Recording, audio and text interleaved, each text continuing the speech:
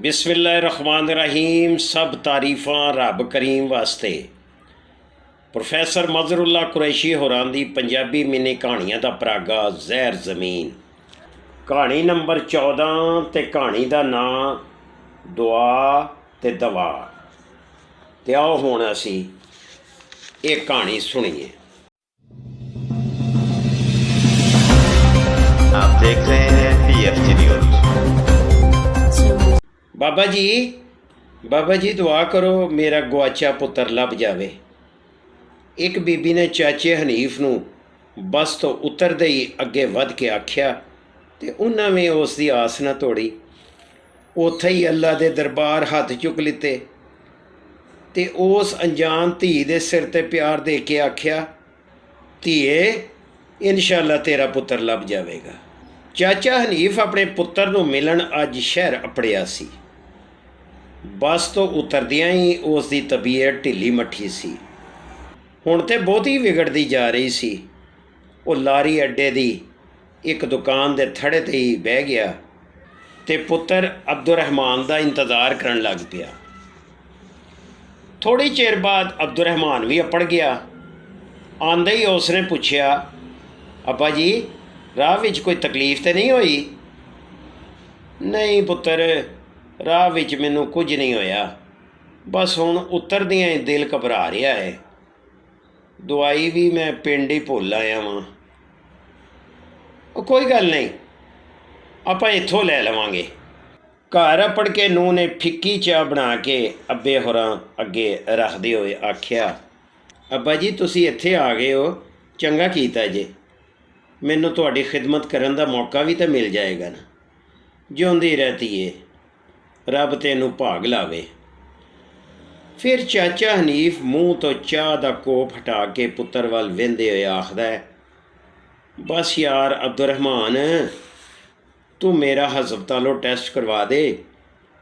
Sugar ने तो मेरी जान ही खा छड्डी है। ठीक है अब्बा जी, कल तुहाडा चैकअप करवांदे हाँ, तुसीं हुण फिक्र ना करो, अब्दुलरहमान ने हौसला देंदे होए आख्या। अगले दिन हस्पताल वालियां उन्होंने चैक करके कुछ रिपोर्टां वास्ते लिख दिता ते रिपोर्टां नाल फिर दोबारा आउण नूं आख्या। चाचा हनीफ घर बैठे बैठे जदों अक जांदा ते ओह गली दी नुक्कर ते बाज़ार विच एक चाह दी दुकान ते जा पैंदा। टीवी वेंदे रहिंदे ते कदी कदी फिक्की चाह भी पी लैंदे। इस तरह उन्हां दा दिल भी लग्या रहिंदा। पुत्र अब्दुलरहमान दे विआह नूं 4 साल हो गए सन। उसदा हुण तकर कोई बाल नहीं सी होया। वो ये सोच के बड़े फिक्रमंद हो जाते सन। हर नमाज तो बाद वो अब्दुलरहमान वास्ते रब तो दुआ करते रहंदे सन। एक दिहाड़े चाह वाली दुकान ते आए ते अंदर बड़ा रश सी ते वो बाहर ही एक बेंच ते बह गए।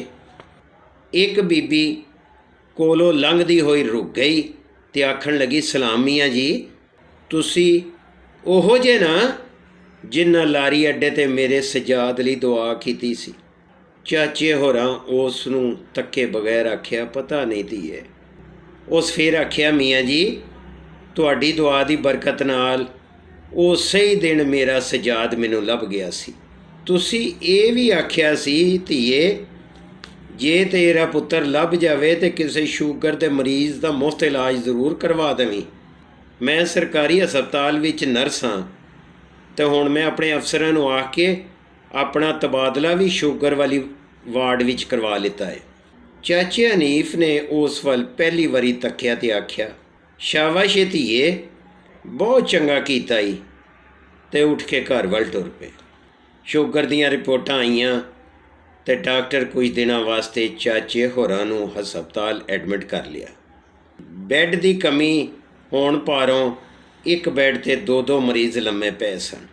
अब्दुलरहमान ने बड़ी नस दौड़ की थी कि अब्बे होरां नूं कल्ला बैड मिल जाए, पर उसका वाह ना चलिया ते मजबूर होके अब्बे होरां कोल आ बैठा।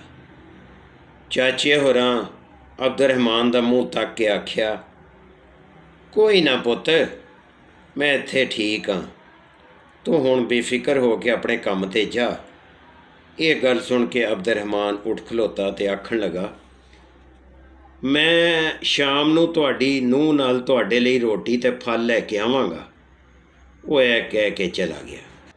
ਚਾਚੇ ਹੋਰਾਂ ਆਪਣੀ ਚਾਦਰ ਮੂੰਹ 'ਤੇ ਲੈ ਕੇ ਸੌਣ ਦੀ ਕੋਸ਼ਿਸ਼ ਕੀਤੀ, ਪਰ ਨੀਂਦ ਤਾਂ ਆ ਹੀ ਨਹੀਂ ਸੀ ਰਹੀ। ਫਿਰ ਉਹ ਦੁਖੀ ਦਿਲ ਹੋ ਕੇ ਲੰਮੇ ਪੈ ਹੀ ਗਏ। ਇੱਕ ਨਰਸ ਨੇ ਕੋਲ ਆ ਕੇ ਆਖਿਆ, ਮੀਆਂ ਜੀ ਉੱਠੋ।